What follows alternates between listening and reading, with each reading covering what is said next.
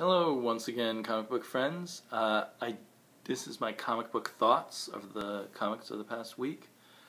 I just did my more in-depth look at my 3 Batman books, and I think I only got 7 books this week. So I really only have 4 more to talk over with you. I can quickly repeat myself for people who don't want to see the spoilers on the other Batman book. I was kind of so-so on Batman 34. It was an okay one-and-done issue. It had some nice artwork by Matteo Scalera, but not nearly up to his Black Science artwork. And so generally this just was not a very layered, deep kind of Batman story. It was kind of it had one thing going for it, and that was kind of interesting, but kind of forgettable also. Batgirl was a very disappointing end to Gail Simone's run for me.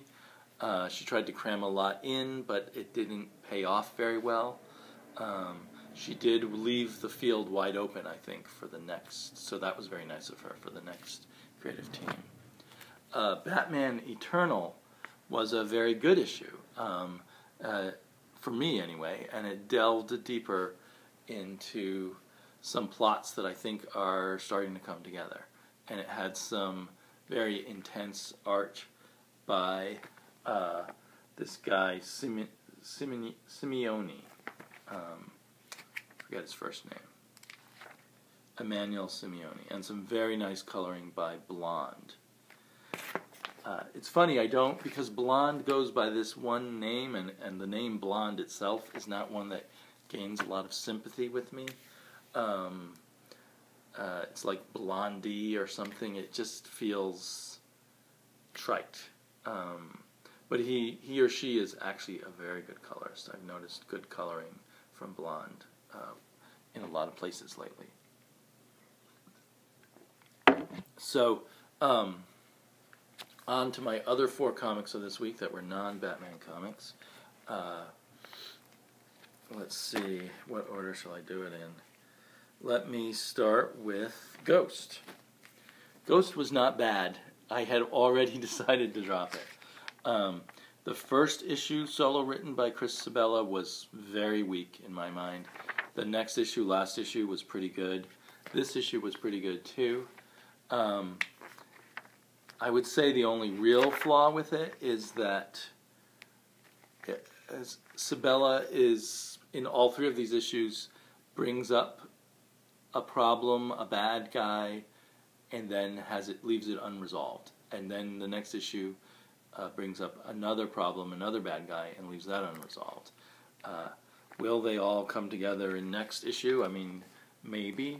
I don't know if I'll know. I've taken Ghost off my pull list. I still can easily pick it up at my store. It's a very decent comic at this point, but it's just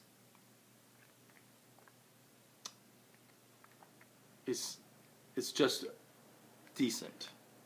But I feel impatient with it a little bit.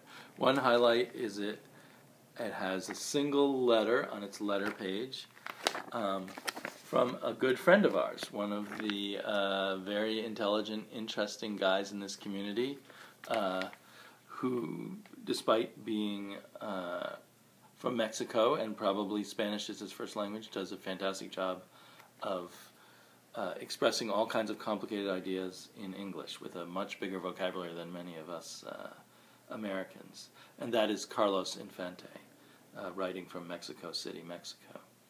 And he writes a letter about issue 4, which was a very good issue. I wonder if he's still as happy with Ghost now as he was back then. But I think Carlos is probably a more steady, constant reader than me, and he'll probably give this a longer shot than I will.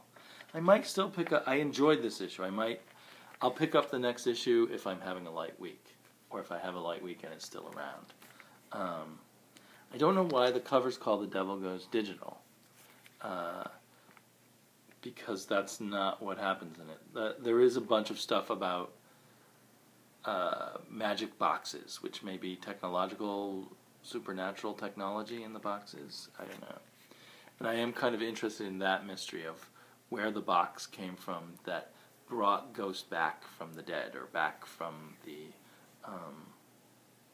other world, the afterlife that she had been trapped in, the demon hell that she had been trapped in, which happened not in issue 1 of this series, but issue 1 of the last series, which was also written by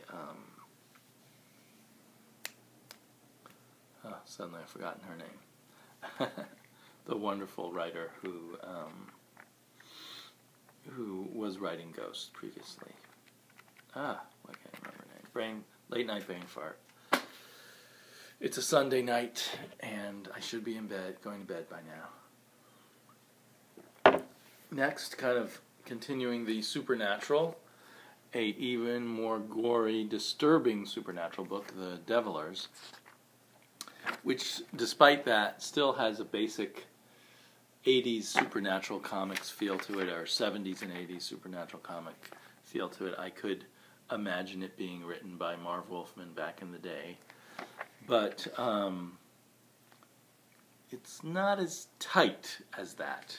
There's a certain looseness and vagueness along with increased grossness. This issue has a really gross scene with a person in hell eating their own innards. I know that James Crowder said he read a little bit and just stopped reading, and I don't know if it was at that point that he stopped reading. And so this is like a team of exorcists or exorcist-like people, and they've all gone to hell because some kind of deal with the devil that the Vatican made, which is, I love that idea, has been broken. And they're trying to uncover the mystery. They kind of talk about themselves as having superpowers. They say, "What's your superpower?" and stuff like that. And I found that a little too easy, or it bounced me out of this more sort of supernatural world. There's still quite a bit of good stuff on it. I thought I would decide with the second issue whether to put it on my poll. Can't quite go that far. I will pick up the next issue. I'm still strongly considering it. And I kind of want to support Dynamite in their in these comics that are more creator focused and costing $2.99. I definitely want to encourage them to see that selling books at $2.99 is a fruitful thing to do. And I am definitely very interested in one of their other $2.99 books, which is called Terminal Hero by Peter Milligan. Starlight, I guess, is the penultimate issue. I guess they're going to wrap up the story next issue. It says to be concluded at the end. I guess I shouldn't show you the last page. But I'm kind of sad. I kind of want it to go on for 12 issues or something. It's been a fun ride, a very tightly plotted and scripted, very exciting, or very just sort of cool art that both evokes the Flash Gordon-ness of it all, but also gives it kind of a European heavy metal kind of feel. So if it's just 6 issues, I'm going to miss it when it's gone. And it's a great deal. Again, talking about money, it was $2.99, 24 pages of very nice art, not interrupted by ads at all. A fun story. It has this kind of slight level of postmodernism in that it's about the hero when he's old going back, and no one believed him that he had these Flash Gordon adventures, and now he's back on this planet where he's a hero, so there's a certain self-awareness to it all, but it's a very thin layer of that, and it's mostly just a traditional adventure story, and our hero really is a hero, and he's really tough. I can't see how he's going to defeat the bad guys in one more issue. I hope the twist isn't that he fails, because so far I'm enjoying the straightforward nature of it. So, yeah, it's kind of funny that because it's a mini-series, everything will rest on that 6th issue for my overall feeling about this. I've enjoyed the heck out of these 5 issues, but if the 6th issue is really disappointing, there just kind of goes the whole thing. Maybe that's why I prefer open-ended ongoing series. Although this one has an end, but it'll still a long way away. I don't know how many issues of Future's End they plan to do, the weekly. I'm really enjoying this a lot. This was definitely my DC book of the week. I suppose I didn't get that many indies this week. I suppose Starlight was my indie book of the week. But a lot of the plot threads continue here very nicely. We finally get more of a look at this Superman, and he interacts with Lois Lane.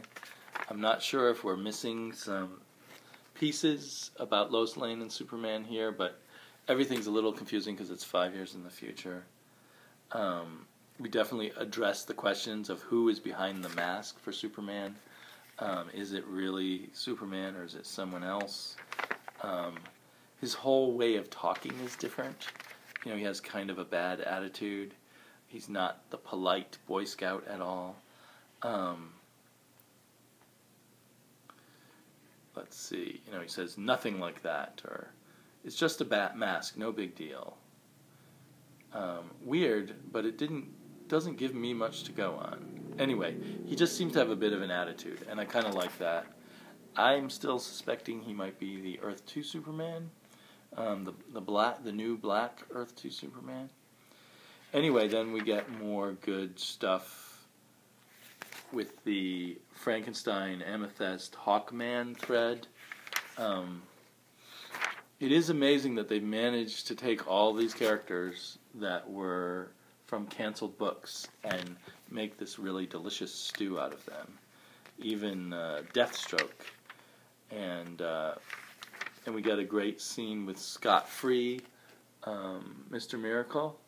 It's kind of fun to see Mr. Miracle and a version of OMAC together in the same scene. Anyway, that stuff was all very clever. And yeah, so another really good issue. The art this time was by Scott Eaton. I hardly, Batman Eternal is like the opposite of this. Every issue you don't know what you're going to get art-wise. Every issue of this you get pretty much the same art, even though it's different artists. Just kind of the solid traditional storytelling and kind of a style that you may have seen DC do, since the late 70s. So yeah, a real pleasure. I've almost thought about, the way I've been doing a weekly kind of including spoilers analysis of Batman Eternal. Maybe it would be fun. It would increase my pleasure of reading Future's End to have a video just focused on Future's End and really digging into it for people who have already read it. I don't know if I have time or if I'd be swamping the feeds with too many Sleepy Reader videos, so I'm not sure whether to do that or not. I'd like to find the time to do a vlog, another sleepy episode of my sleepy vlog, and I'd like to find the time to do more hangouts with other people, with Agent 42Q again, because that was a lot of fun, with Travis, Oddfellow Thoughts, and I'd love to get together some of the Bat people and have sort of an in-depth Bat discussion on a hangout. And there's lots of other things I'd love to do on live hangouts. So I keep thinking about these things, and some of them will eventually happen. And it was great fun revisiting Punk Rock Jesus. I think everybody got less views on those Punk Rock Jesus videos, and maybe because, mostly probably because people think they wouldn't want to watch them unless they've already read it, and it's not like something that's been read by everybody. Or maybe if they have read it, they don't really feel the need to revisit it and hear 6 people spout gibberish about it. It was kind of a hard thing to review or to talk about, and it was hard to talk about issue by issue because of spoilers and the like. But I encourage anyone out there who has any interest in non-superhero books to try Punk Rock Jesus. You know, it's all there in a trade, a very meaty trade with a lot to read, well worth the money, well worth twice the price. It's one of the best graphic novels I think I've ever read. So anyway, thanks for joining me, and I hope to talk to you soon. Bye-bye.